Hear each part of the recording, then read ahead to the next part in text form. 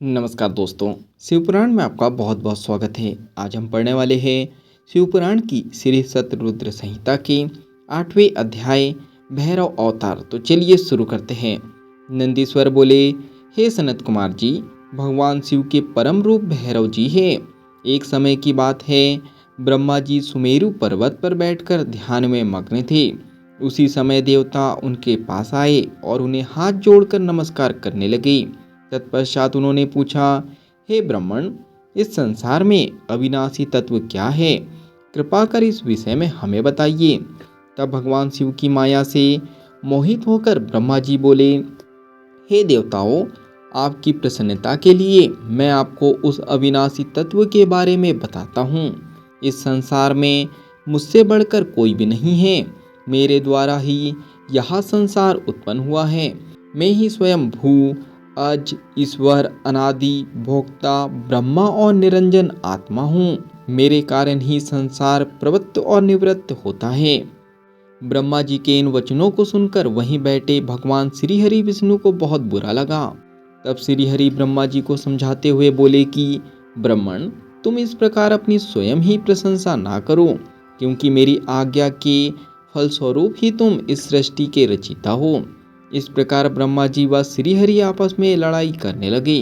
दोनों ही अपने को बड़ा और दूसरों को निम्न समझ रहे थे।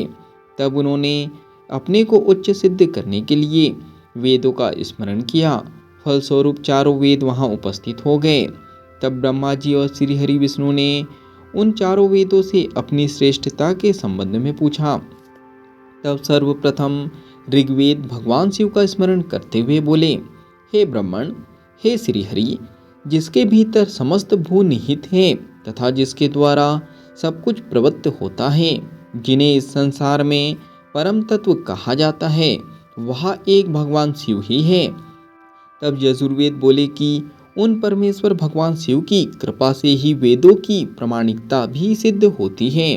उन्हीं भगवान शिव शंकर को संपूर्ण यज्ञों तथा योग में स्मरण किया जाता है। तत्पश्चात सामदेव बोले कि जो समस्त संसार के लोगों को भरमाता है और जिसकी खोज में सदा ऋषि मुनि लगे रहते हैं, जिनकी कांति से सारा विश्व प्रकाशमान होता है, वह त्र्यंबक महादेव जी है। इस पर अथर्व बोल उठे, भूमि के साक्षात्कार कराने वाले तथा समस्त दुखों का नाश करने वाले एकमात्र देव भगवान शिव ही हैं। वेदों द्वारा कहे गए इन वचनों को सुनकर ब्रह्मा जी और विष्णु बोले, हे वेदों, तुम्हारे वचनों से सिर्फ तुम्हारी अज्ञानता ही झलकती है। भगवान शिव तो सदा नंगे रहते हैं, अपने शरीर पर भस्म धारण करते हैं। उनके सिर पर जटाजूट व गले में रुद्राक्ष है। वे सर्पों को भी धारण करते हैं। भला शिव को परम तत्व कैसे कहा जा सकता है? उन्हें परम ब्रह्मा किस प्रकार माना जा सकता है? ब्रह्मा जी और श्री हरि विष्णु के इन वचनों को सुनकर हर जगह मूर्त और अमूर्त रूप में विद्यमान रहने वाले ओंकार बोले कि भगवान शिव शक्तिधारी है, वही परमेश्वर है तथा सबका कल्याण करने वाले हैं। वे महान लीलाधारी हैं और इस संसार में सब कुछ उनकी आज्ञा से ही होता है। ओंकार की बातें सुनकर भी ब्रह्मा जी और विष्णु की बुद्धि में ये बातें नहीं आई और वे इसी प्रकार आपस में लड़ते रहे। उनका विवाद खत्म होने का नाम ही नहीं ले रहा था। तभी उन दोनों के बीच में इस विशाल ज्योति का ना तो आरंभ था ना ही कोई अंत। उस अग्नि की ज्वाला से ब्रह्मा जी का पांचवा मुख जलने लगा। उसी समय कल्याणकारी भगवान शिव वहां प्रकट हो गए। ब्रह्मा जी शिव जी से बोले, हे पुत्र, तुम मेरी शरण में आओ, मैं तुम्हारी रक्षा करूंगा। तुम मेरे सिर से ही प्रकट हुए हो। तुमने प्रकट होकर रोना आरंभ कर दिया था, इसी कारण मैंने तुम्हारा नाम रुद्र रखा था। ब्रह्मा जी के इस प्रकार के वचनों को सुनकर सर्वेश्वर भगवान शिव को भी क्रोध आ गया। उनके क्रोध से तत्काल ही एक पुरुष उत्पन्न हो गया। उसका नाम भैरव था। भगवान शिव ने उस पुरुष को आदेश देते हुए कहा, हे कालराज, तुम साक्षात काल के समान हो, इसलिए आज से तुम जगत में काल भैरव के नाम से विख्यात होंगे। तुम ब्रह्मा पर शासन करो और उनके गर्भ को नष्ट करो तथा इस संसार का पालन करो। आज से मैं तुम्हें काशीपुरी का आधिपत्य प्रदान करता हूँ। वहाँ के पापियों को दंड देना तुम्हारा ही कार्य होगा। वहाँ के मनुष्यों द्वारा किए गए अच्छे बुरे कर्मों का लेखा चित्रगुप्त स्वयं लिखेंगे। भगवान शिव के इस आदेश को काल भैरव ने प्रसन्नतापूर्वक ग्रहण किया।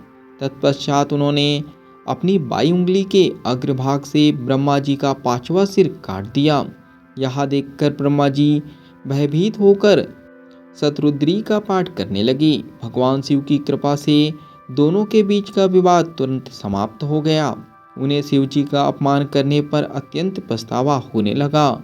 भगवान शिव भक्त वत्सल हैं और अपने भक्तों का सदैव कल्याण करते हैं। उन्होंने ब्रह्मा जी और विष्णु जी को भी क्षमा करके उन्हें अभय प्रदान कर दिया। तत्पश्चात भगवान शिव ने काल भैरव को आज्ञा प्रदान की कि वे सदा ब्रह्मा और विष्णु का आदर करें और पापियों को दंड प्रदान करें। यह अध्याय यहीं पर समाप्त होता है। जब तक के लिए कमेंट्स में आप सनातन लिख सकते हो, चैनल को सब्सक्राइब कर सकते हो और बेल आइकन को दबा सकते हो ताकि आने वाला अध्याय आपसे मिस ना हो सके। बाकी हम लोग मिलेंगे अगले अध्याय में। जब तक के लिए धन्यवाद।